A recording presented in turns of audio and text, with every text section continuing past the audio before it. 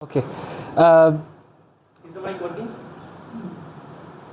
How many of you are first years? Okay, at any point if I start using terms that you don't know of, then tell me about it. Okay?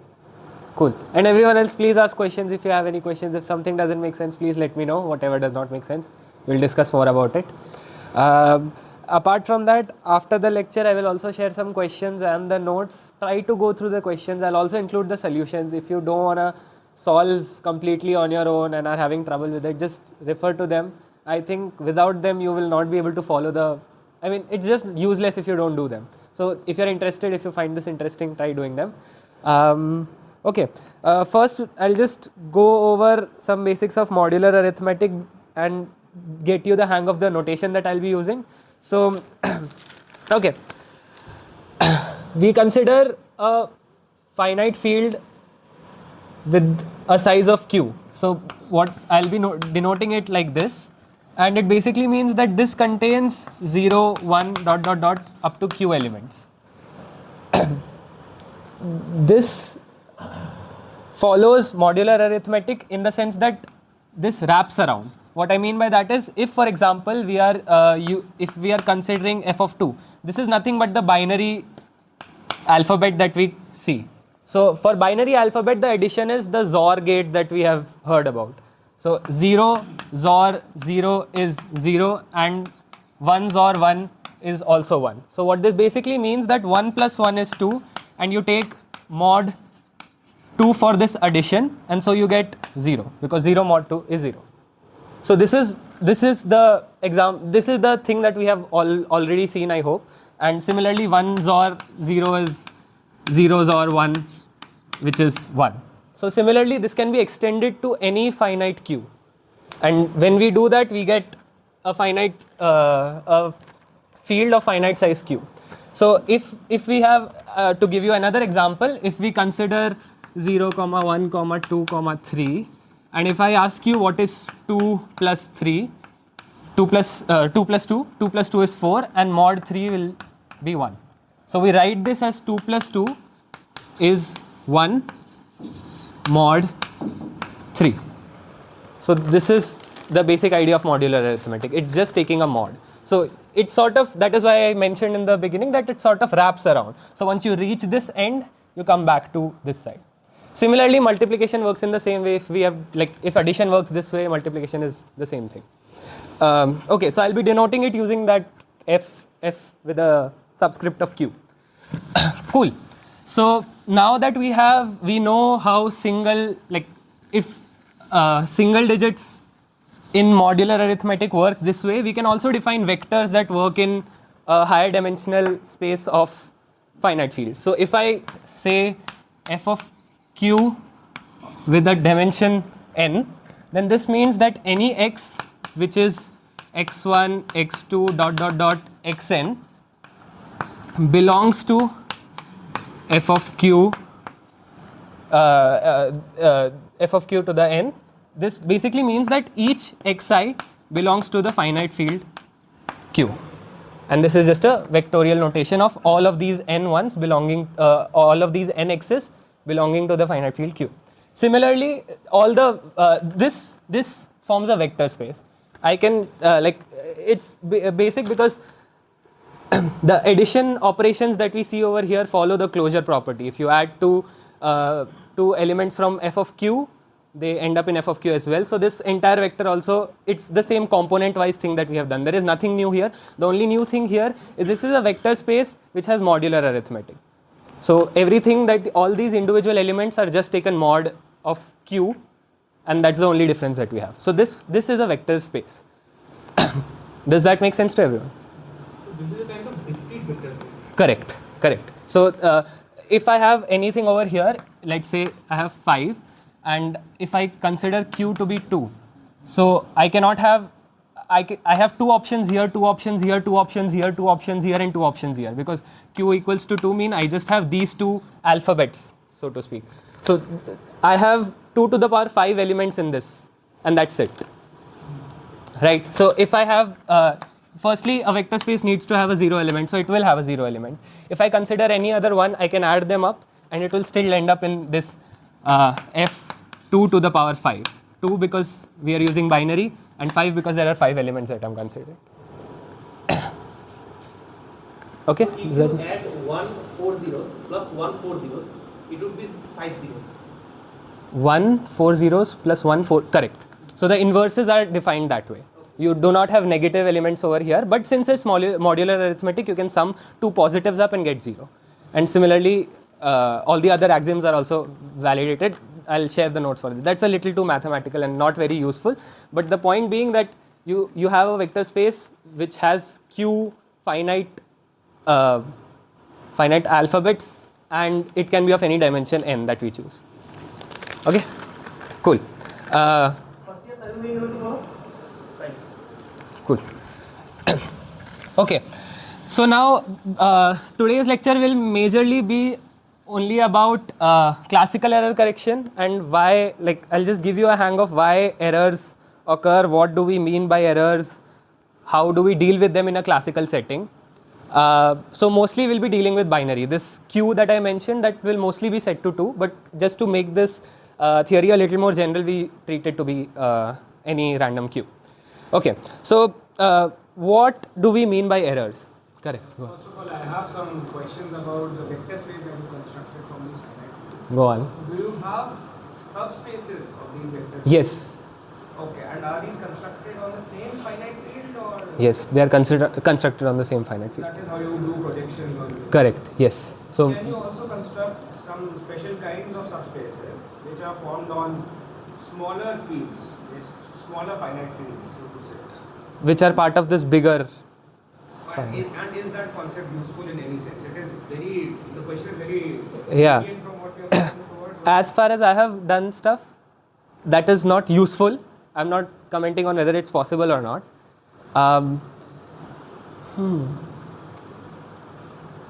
But my question is, you define the operations modular Q. How can you take that, the operations for this bigger space are defined using mod Q. Any subspace should also have those same operations as the bigger space. I So was thinking of ideas like when you have a complex vector space defined over a complex field, and you can form a subspace which is formed over the real field as well. correct. Is that sort of thing possible?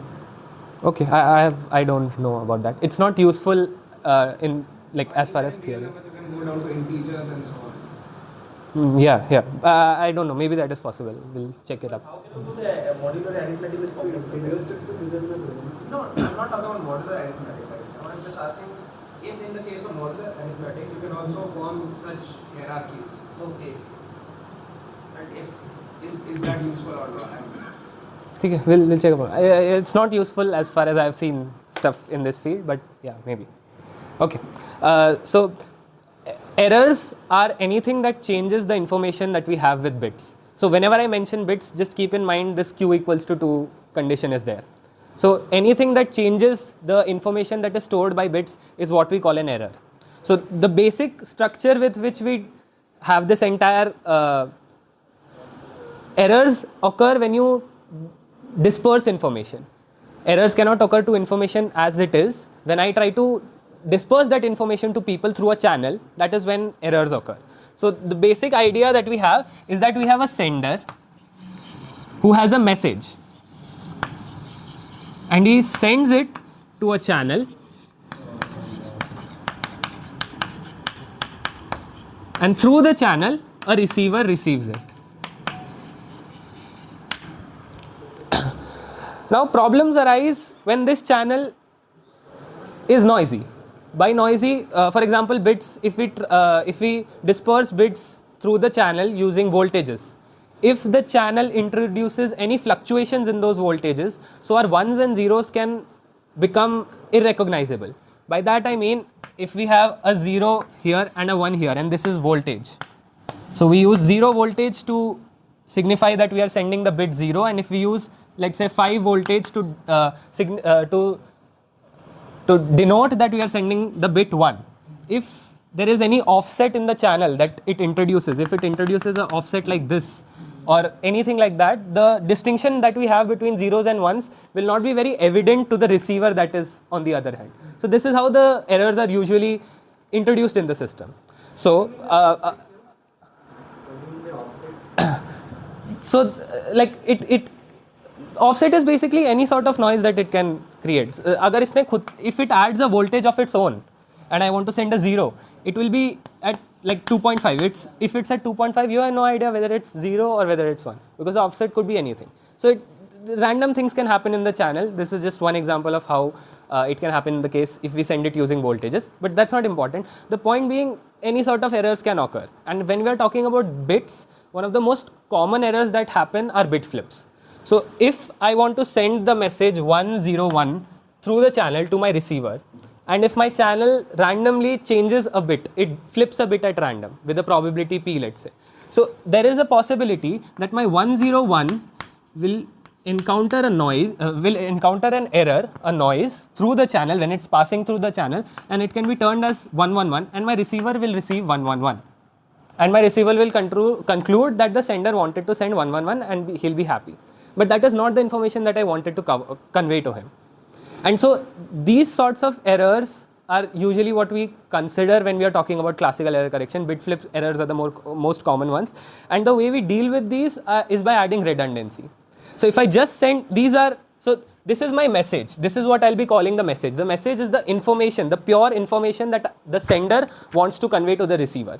If I just send my message as it is, the channel can introduce some noise, and due to which the information that I want to send will be tampered with, and the receiver will receive wrong information. And therefore I use redundancy over here by adding extra bits.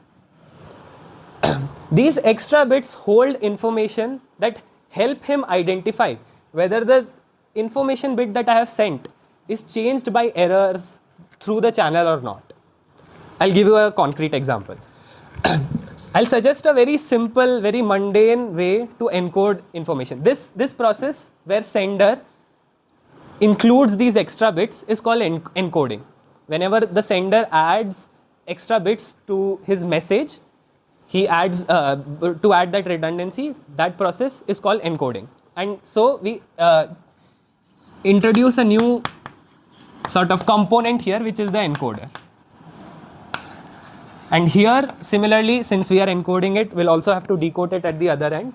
So we introduce a new component of decoder. Why are we doing this? In order to make sure that the errors can be nullified and they can be changed to what the true information was. So a simple encoder, for example, could be that I take every bit 0 that I wanted to send, and I instead send 0, 0, 0. And every one bit that I wanted to send, I instead send 1, 1, 1. What does this achieve? Suppose I wanted to send 101. So instead of sending 101, I encode the information into 1, 1, 1, 0, 0, 0, 1, 1, 1. And through the channel it passes. The channel at random with a random probability, it flips any of the bits. So let's say it flips this bit, and we get 1, 1, 1, 0, 1, 0, 1, 1, 1. And the decoder receives this. The decoder does a very simple thing. It looks as, another point is that the encoder and the decoder both know what the coding scheme is. Otherwise it will be just random. So the decoder knows that I'm using 3-bit repetition. I take one bit and I repeat it 3 times. This is called the 3-bit repetition code. So the decoder knows that. And so the decoder looks at this and he's like, 3 consecutive, he breaks it down basically into 3 blocks of 3, block of 3, block of 3. And he looks at this block of 3 and he's like, all are ones, that's good. That is the encoding scheme, I can decode it to 1. He looks at this and he says, 0, 1, 0 can't exist. There is no way this scheme can give me 0, 1, 0. So he concludes that there is some error over here. In order to correct that error,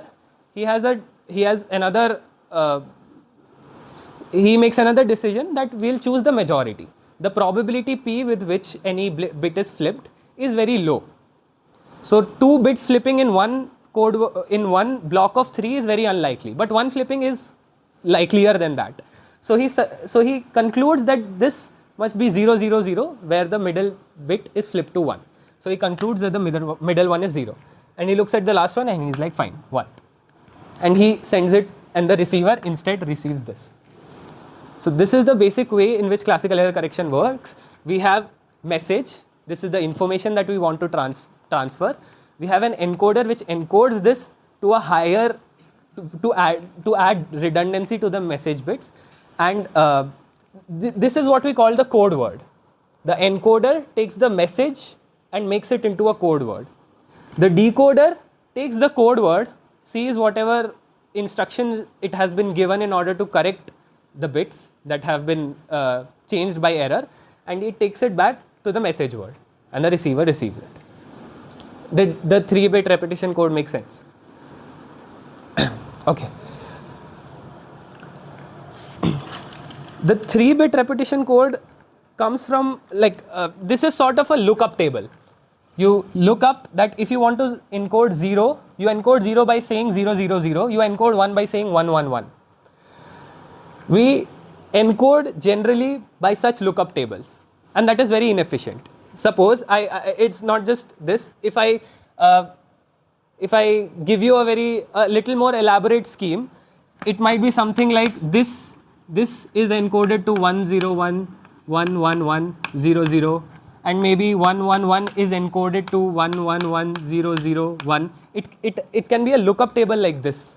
So the coding schemes that we have can be very general, and therefore we focus on a very specific class of codes that we call linear codes, which make use of the fact that we can have matrices that do this lookup for us. Instead of having a lookup table where we first encode it, then we find it over here, and then we encode it, we simply have a matrix that multiplies our code, that multiplies our message. We multiply the message with our matrix, and we get a code word.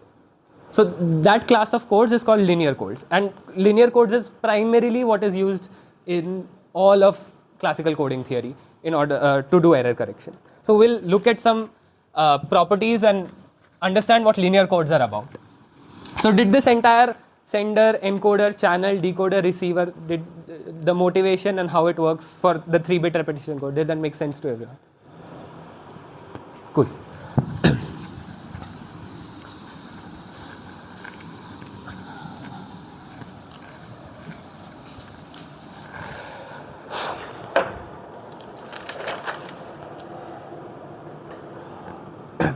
Okay, so I would like to introduce some basic terminology that we'll be using a lot that helps us characterize and classify what are good codes, what are bad codes, when is a code good. So first we define rate. Rate tells us how much redundancy does a code add to the code word. In the earlier example, we had 0, which was encoded as 0, 0, 0. We had one information bit that was being encoded into 3 code bits. So these form the code word. This is the message word, this is the code word. So the code word is of a length 3, whereas the information word is of length 1. So the rate in this case is defined as 1 by 3, which is the message words divided by the code word that we get in the end. So this is the rate is defined as k by n, where k is the length of message and n is the length of the code word.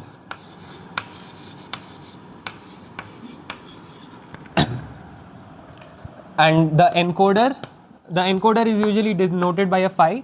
The encoder takes message words which are of length k to code words which are of length n. So the rate is defined as this way. Okay. Another term that we use is the Hamming distance and the Hamming weight. Hamming distance and Hamming weight are very simple things. They are just the number of differing bits in 2 code words.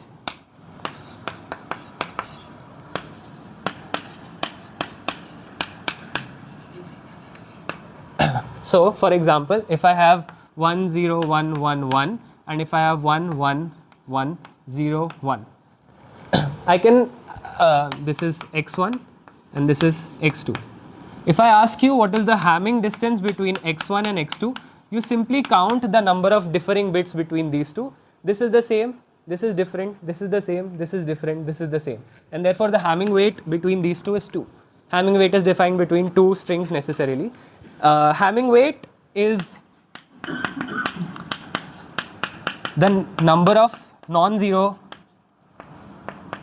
entries. So the Hamming weight of x1 will be 4 because there are 4 non-zero entries, and similarly the Hamming weight of x2 will also be 4 because there are 4 non-zero entries. Okay. So another little trade-off that the entirety of error correction is about is that we need good rates. We need good rates because a good rate means that k by n is high. K by n being high means that we are not adding a lot of redundancy, and the problem with redundancy is basically that in this example I wanted to send one information bit, and for that I have to send 3 bits through the channel. That is expensive. So I would like to have a rate as high as possible so that my information is sent with very little redundancy. I don't have to spend a lot for error correction capabilities as such. So we want a high rate. But at the same time, in this scenario, if I encounter 2 errors in one block of 3, this will turn into 110, and this will be decoded as 111, which is incorrect.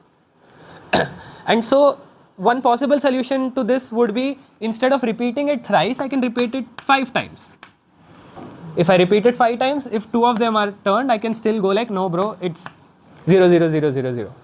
But again, the cost of that is I'm adding even more redundancy. So there is a trade-off between the amount of redundancy that you add.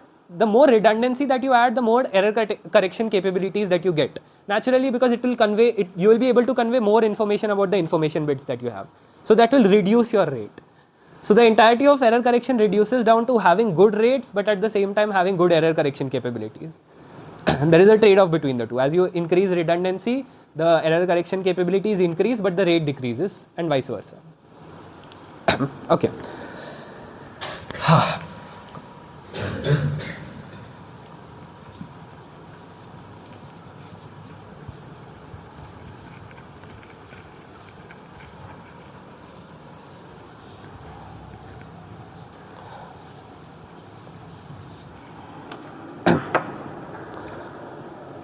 Okay, so now we go to linear codes.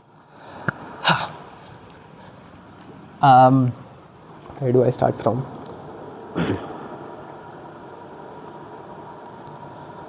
Cool.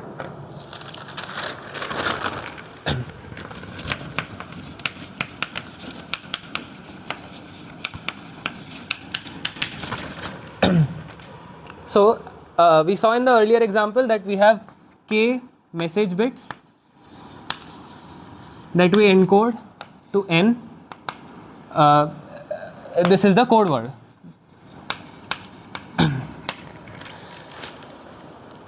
So any bit, any code word that we have has a length of n, and if we consider the binary bit, so we'll have n blanks in which we can fill any of the q alphabets that we have. So this code word that we have belongs in the space of fq to the n, and this belongs to fq to the k.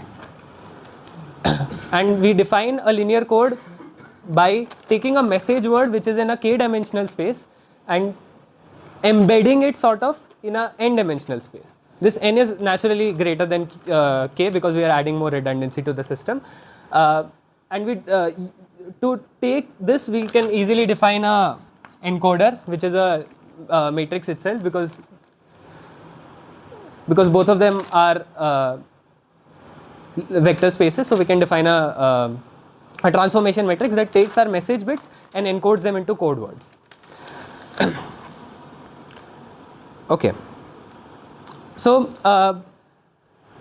the dimensions of our code space, this is known as the code space. So our dimensions of the code space, we have, I'll take an example where my k is equal to 3 and n is equal to 5. These k, and I'll take q to be equal to 2.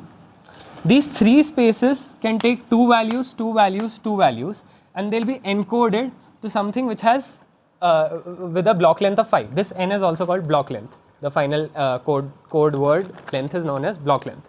So I have a lot of options in my message space. The message space is completely open to whatever information that I want to put in. There is no restrictions over here. But these are necessarily transformed into one particular n equal to 5 code word. So all the code words of here are not accessible. If I have 0, 0, 0, it will be encoded to v1, let's say. If I have 1, 1, 1, it will be encoded to v2, and I can take all the all the 8 combinations over here, and I'll have 8 vectors. These 8 vectors are the vectors in my n equal to 5 dimension. Just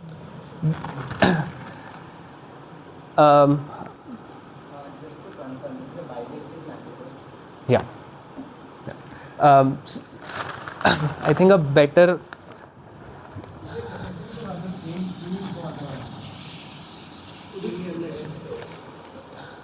Is it necessary to have the same queue? Yes. Could you please repeat what you said in the last 1 minute? Yeah. I'm going to repeat that. Okay, first I'll repeat this. Okay. This is k equal to 3 and q equal to 2, and I encode this to n equal to 5. I can describe all the bits that I have using these 3 basis vectors. Everything over here can be described using these 3 basis vectors. Let us say that these 3 get mapped to v1, v2 and v3. In 5-dimensional vector space. In f2 to the 5, they get encoded as v1, v2 and v3. My point is that not all the dimensions of my range space will be accessible to me, because basically, yeah. So not everything over here will be accessible to me, and so the dimension of my code space over here will also be 3, because I can only span everything that is contained within linear combinations of these 3 vectors. Okay, so this also gives us, this phi that we have is called the generator matrix, and it is written as G. It is the generator matrix which takes me from message space to code space. And this is used for encoding. The generator matrix is a very easy way to encode any information that you have. Your question, can you please share? The simple answer is the modular arithmetic will break. Okay, cool. So a linear code is defined as a linear subspace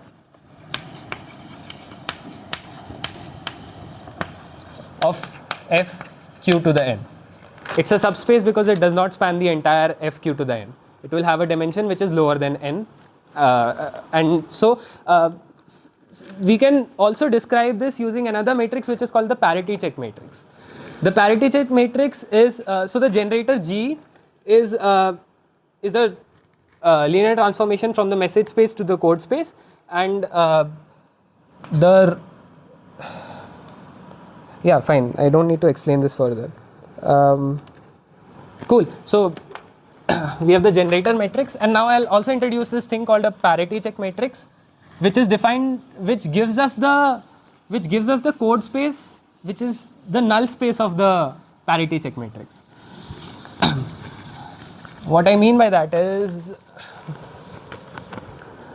a parity check matrix H is defined such that my code space is given as the null space of this parity check matrix. Any vector that does not lie in its null space will not be a code word. So in the similar, like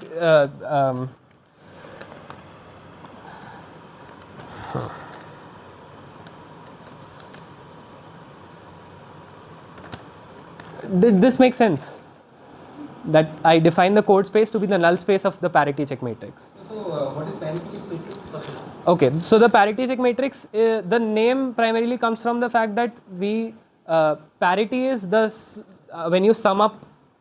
So if I have a long string like this, the parity is called even parity. If the sum is even, it's called odd parity. So usually the way we add redundancy to the system is by adding extra bits that take into account the parity of certain positions of the entire string. So I'll add this, which takes into account the parity of these three, and I'll make sure that the parity of this, and this is even. So I will add a 1 over here. So each redundancy, redundancy that you are adding, how are you deciding the positions of that is decided at random. It's not a very definite way in which you decide it. Decide the positions whose parity you will Make even. Random. Yes. Okay. And it is known between both the decoder and encoder. So this is why these bits are called as parity check bits. Okay. And since any code word, so if I have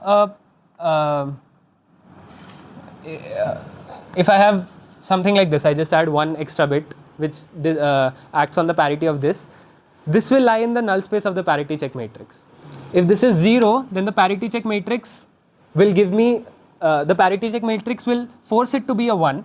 The parity check should be 1 over here, but it's 0. So this thing will not lie in the null space of the parity check matrix H. Can you repeat the example? Okay, yeah. And why does it change to 0 to 1? Why not some 1 to a 0? Yeah, it can do that also. It's just a bit flip. So the parity, there can exist many different parity. Yes, for the same.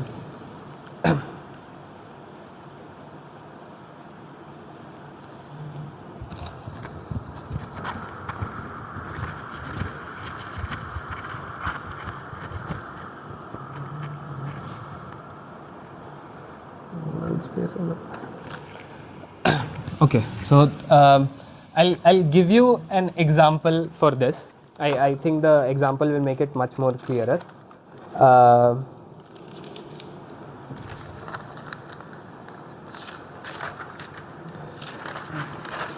Okay, so let us say that I have a condition which I'm working with f10 with a length 5, and I define that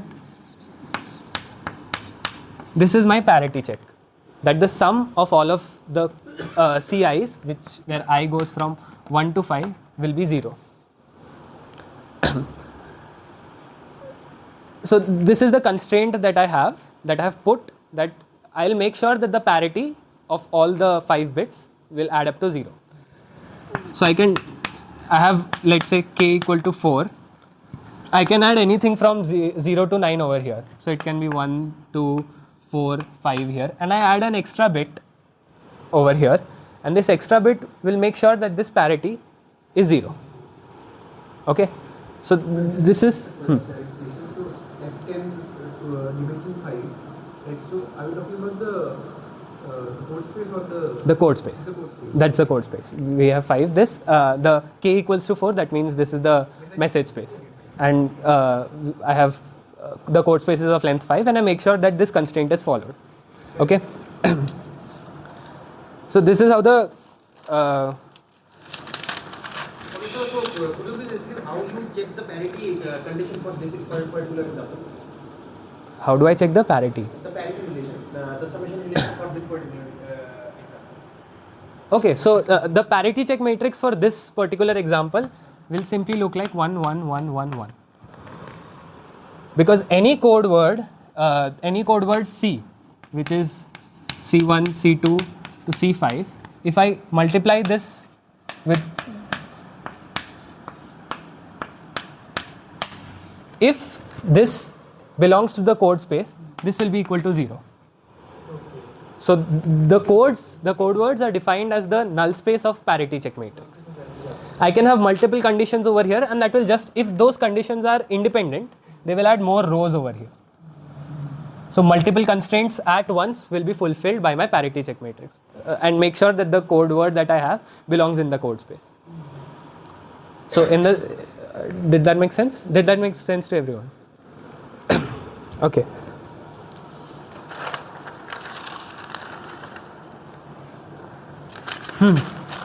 What's the time? 50.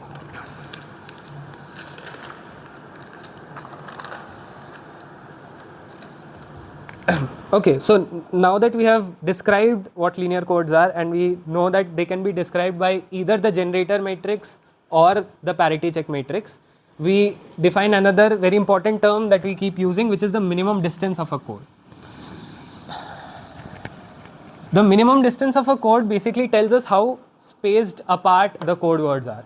Since the dimension of our code space is k, okay, so the since the code word is defined as the null space of the parity check matrix, the dimension of the code space, which we were calling k, which is the message space, so the dimension of the as I described that, if I have k equal to 3 and if I have n equal to 5, and if the basis elements of this are mapped to v1, v2, v3, I only have the span of these 3 vectors that I can access in this 5-dimensional space. So because I only have these 3, so the even though the code space lies in the 5-dimensional space, the dimension of the code space itself is only 3, because it can be only spanned by these 3 vectors. So hence it's a subspace. So the dimension of C is k, which we are calling k, and this is defined as the nullity of H. So given a parity check matrix, we can find the nullity of it, and we can conclude that that is the dimension of the code space that we have. Okay, so the minimum distance of a code. The minimum distance tells us how spaced apart these vectors are. These vectors, when they are in my k equal to 3 f to the power 3 space, I have these to be my basis vectors, and the Hamming weight between any of these two is 2. They differ in two is it 2? Yeah, they differ in 2 spaces. And so and if I also include 0, 0, 0, the minimum Hamming weight is 1. Whenever we say the minimum Hamming weight, we do not include the 0, 0, 0, because that is trivially there in all subspaces. So we define the minimum weight of any code space to be the minimum weight of any non-zero, where all the zeros are, where all the entries are not 0. So the minimum weight in this 3-dimensional space would be 1, and this will be mapped to some place over here, and they will not differ in only one place. So what I mean by that is, we are embedding a 3-dimensional space in this case into a much bigger 5-dimensional space. So everything over here, the code words that are here, which are just close by, these are very close by, these just differ by 1 bit. So these will be spaced apart even further, so that it gives us more space. That is what we did even with this. The Hamming weight difference over here was 1, but the weight difference here is 3.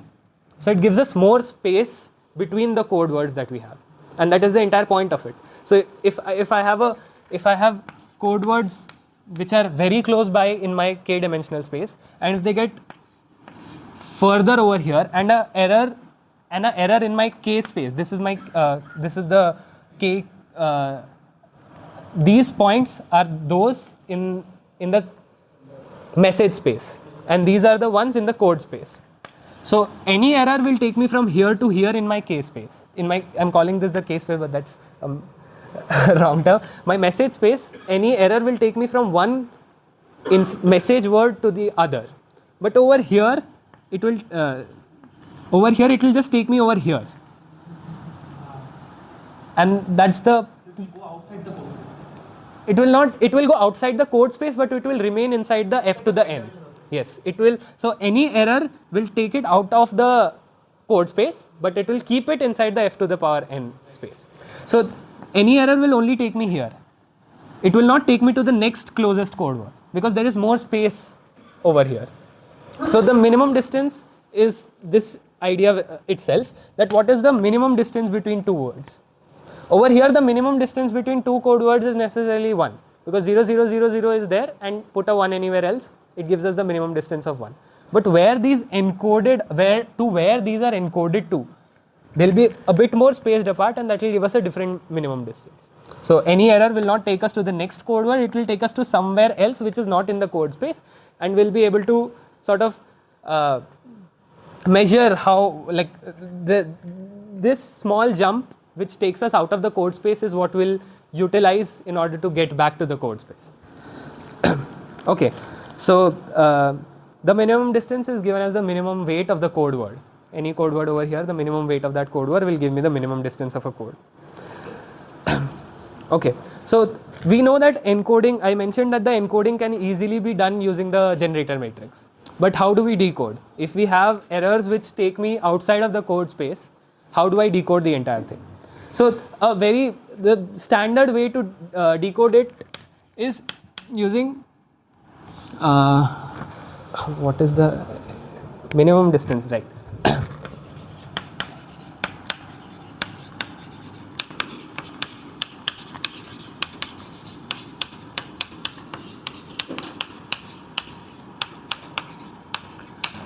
The minimum distance decoding is a very simple principle, that if you have an error which takes you anywhere outside the code space, you decode it back to the closest one that you have.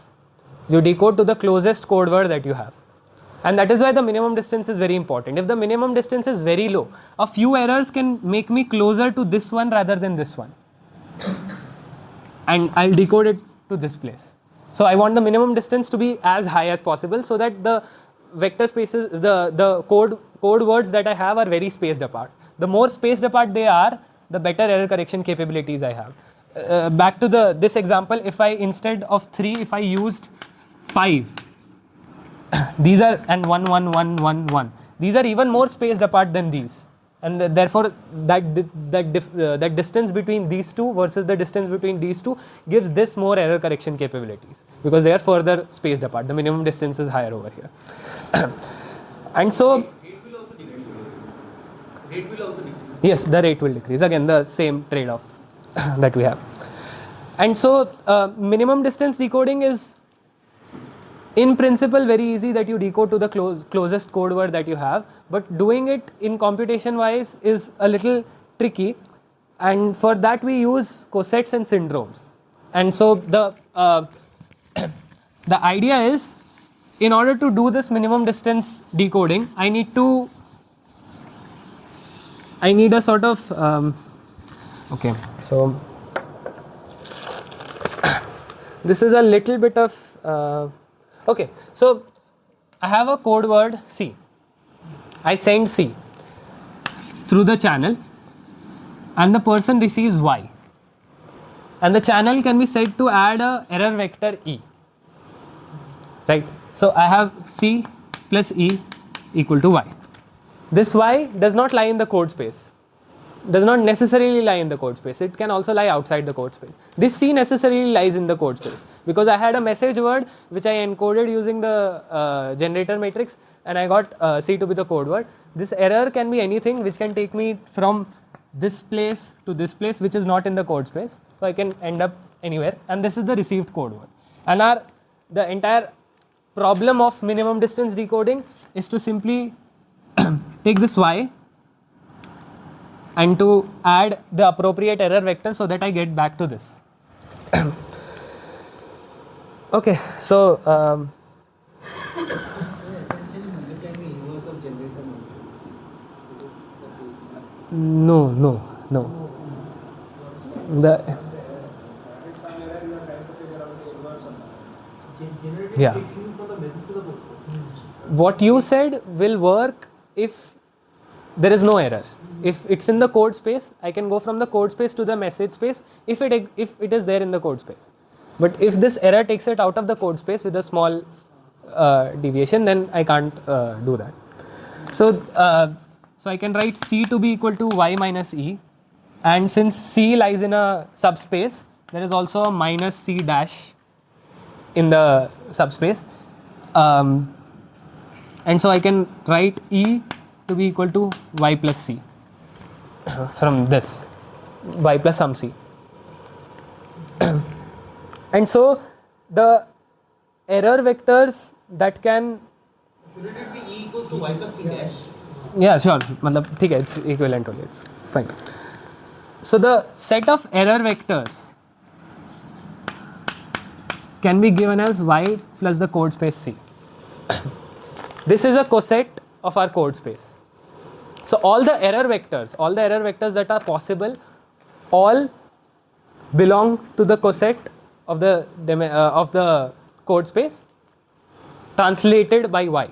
So what this basically means is that, just take this picture.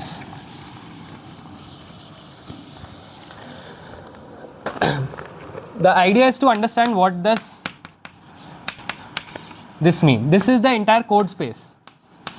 This is not a single element in the in my code space. It is the entire code space, and this is said to be a coset of the code space. What this basically means is that we take each element from the code space and we translate it, we add y to it. So if we had this to be our code space, we take this and add a, let's say y is something like this. We add a y to all of them. So we get a new sort of new structure. It is not necessarily a linear subspace in and itself, because it is not necessary that this code space has minus y. If the code space has minus y, then the y also belongs to the code space itself, and therefore y is not out of the code space. Right. So if there is no error, that means C and y are the same, that means y is in the code space. And if y is in the code space, this is also the code space only, because translation by a element of the linear space itself to all the elements will give me back the linear space itself. So so it will give me some sort of structure. It is not a linear space because for one the zero element will not be there. So the entire point becomes to find the coset to which y belongs. It will give me the set of error vector. If I find the coset, okay, wait, let me.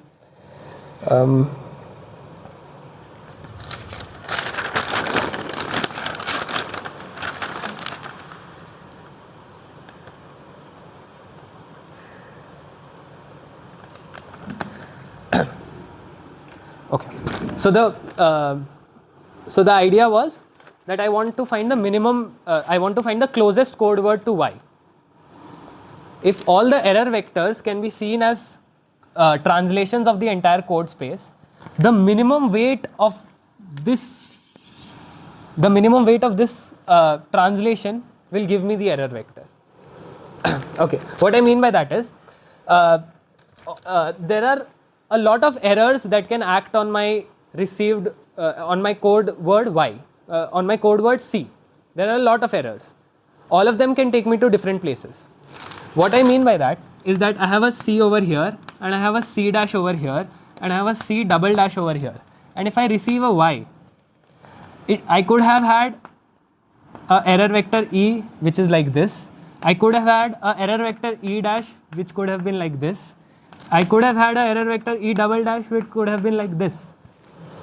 But my point is we decode it to the one which has the least weight of the error, because that will be the minimum, that will be the nearest code word that I have. So yeah, go on. So why is the projection of E on the code space point? I'm sorry, repeat. So why is the projection of E on the code space point? Is that what you mean? Why is the projection of E On the code space point, the perpendicular space to the code space. okay? Where did I mention that? Can you think of it like that? As the projection on the perpendicular space. I'll have to think about that. I'm not sure. I haven't thought of it that way. Because I've been visualizing the code space as a plane, so like if you translate it, so the coset will be another plane. Right, but that is not necessary, right? In that particular, if the encoder takes it into a plane, if the encoder makes sure that it's in a plane, then what you said is correct. It will be the perpendicular space. But this is again an entire n-dimensional. They all exist in n-dimensional space. So you can't like distinguish it into a plane. So this is not a general statement. This is not a. General statement. Yeah, the statement that you made is not a general statement, but it does make sense in that particular case that you were taking to be. So the error vector can, since I want to find the closest error vector,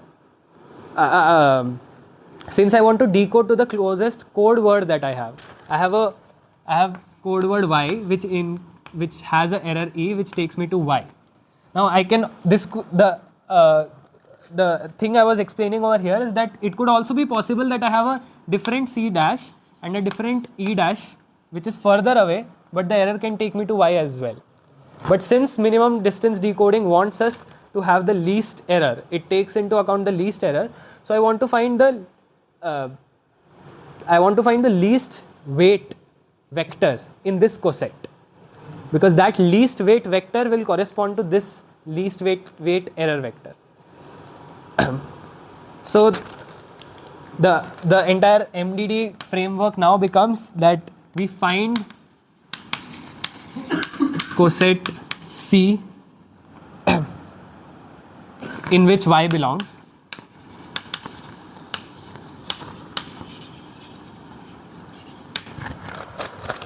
So these error vectors all belong to a coset, and a coset. Okay, I will have to tell more about what a coset is.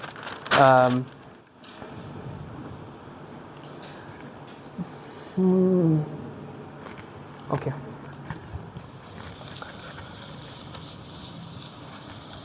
This picture makes sense, that I could have error vectors of all different sizes and length, but I want to find the smallest error vector that is possible.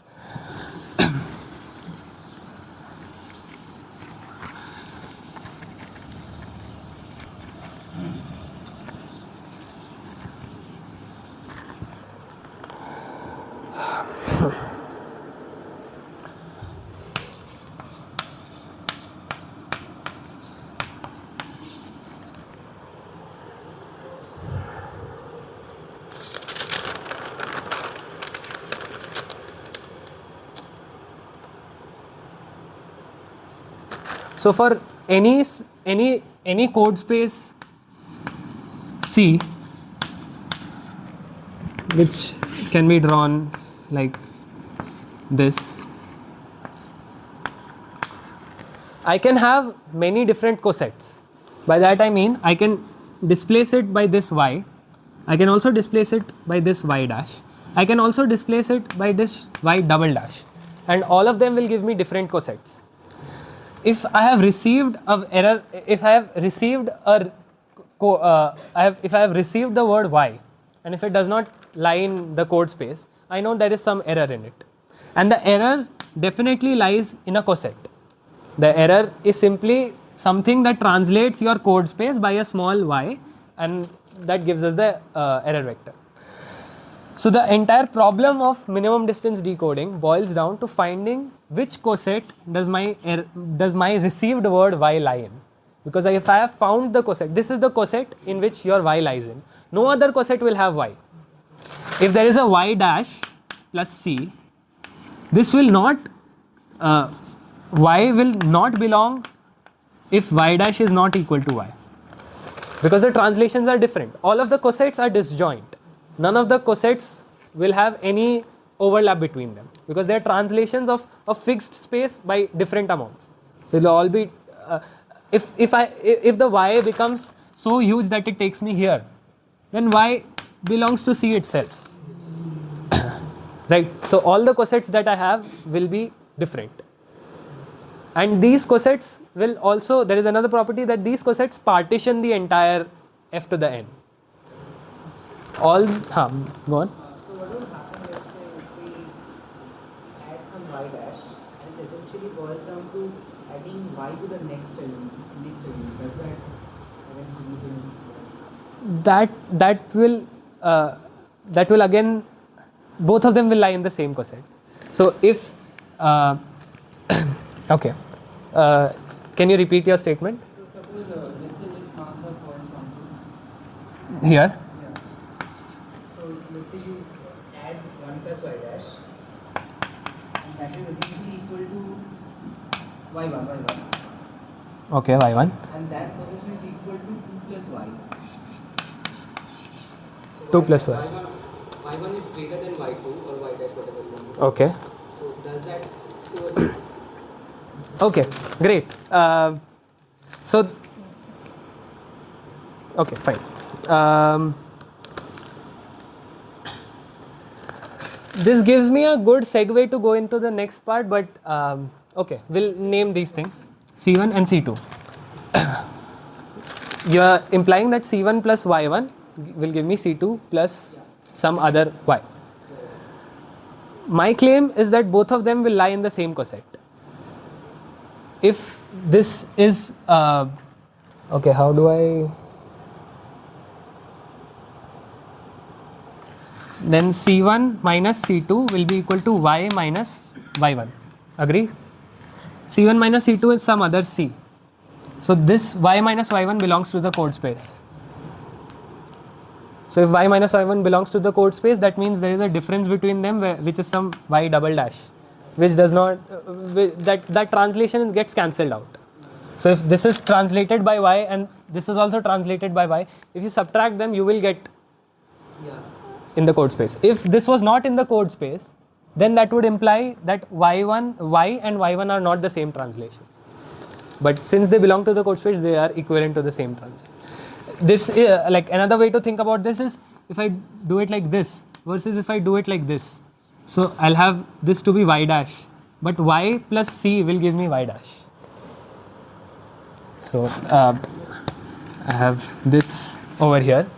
If I translate this by Y versus if I translate this by Y dash, they are equivalent because there is something else over here which will take its place and everything will be shifted. So I'm assuming all of them will be identical, C1, C2. Is it identically spaced. Yeah. That is the notion of the minimum distance that gives us. Okay, so now the entire problem of minimum distance decoding boils down to finding which coset does Y belong to. Once we have which coset it belongs to, we find the least weight in the coset. It is called the coset leader. The least weight element, the least weighted element in this coset is called the coset leader, and that coset leader will be my error vector because I'm looking for the minimum distance between the received code word and the code word that I would have sent. Okay, so this is what the entire problem boils down to. We take it a step further and define something called syndromes. Again, finding out which coset my error vector belongs to is also a very computationally heavy task because there are so many cosets with so many elements that exist. So this alone has as many elements. This alone has as many elements as C, which is Q to the K. We have Q options in each of the K message word spaces. I'll have to do this for every possible Y. This is again a very computationally heavy task, and I'll have to store them and then search which Y belongs to which coset and then subtract the error vector. So this is a very computationally heavy task. So I take it a step further by introducing syndromes. Syndromes are sort of a diagnosis of which coset things belong to. It sort of assigns a value to each of the cosets. A syndrome is defined as, we have H to be the parity check matrix. It is a n minus k cross n matrix, and the syndrome is defined as H y transpose. This H y transpose uniquely determines which coset does my code word belong to. How does it How does it do so? Okay, so this is a n minus k cross 1 vector, because this is this, and y is a y transpose will be a column vector of n cross 1. So the syndrome that I will get is n minus k cross 1. How does this syndrome tell me which coset does my y lie in? Firstly, a very easy observation is that if y belongs to my code space, then because the code space is defined as the null space of the parity check matrix. So if my received y is in the code space itself, this will be 0. If y does not belong to my code space, and let's say, as he said, as Rito mentioned, if I have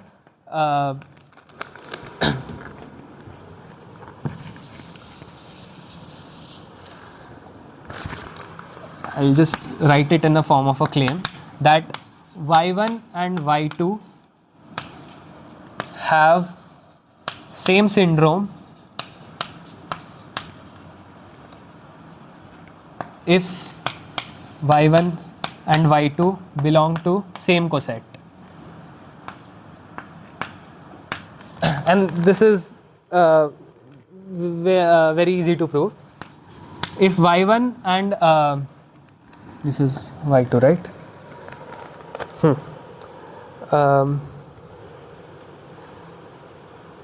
If y1 and y2 are in the same coset, that means they are two different code words translated by the same y, right? They are translated by the same. If I take the subtraction of them, as I explained, if I subtract them, these two, the translations will get cancelled out, and I will get a code space word.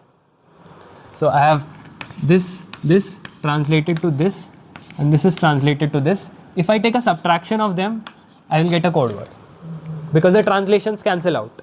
C1 plus y, C2 plus y, the y's cancel out, and I'll get C1 minus C2, which is again an element in my code space. So if y1 and y2 are in the same coset, then this will belong to the code space.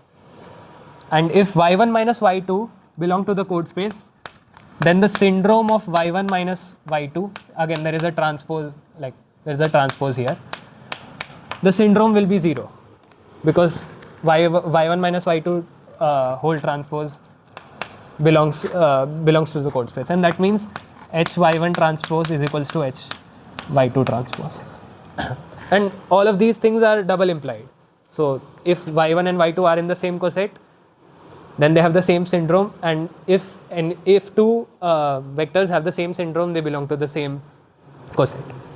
So the minimum distance decoding, which was the simple idea that we decode to the closest code word, first boiled down to finding which coset does my error vector lie in, and finding the coset leader, which is the least weight element in that coset, and using that as the error vector and decoding it to the nearest code word, which again was computationally very heavy. So we resorted to this idea of syndromes, and we see that the two y1 and y2 will be in different cosets if they do not give us this same syndrome.